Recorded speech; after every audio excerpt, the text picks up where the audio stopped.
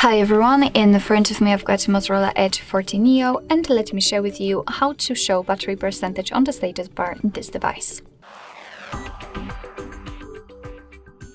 So if you've got only the battery indicator, just like I have right now, and you want to know the exact percentage of the battery without the need to go through all of the settings, simply apply it to the status bar. So let's simply enter the settings for the last time in order to check the battery, I promise.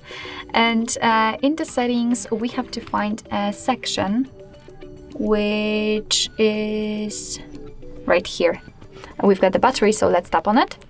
And now let's scroll down. As you can see at the very bottom, we've got the battery percentage option, which is obviously right now turned off.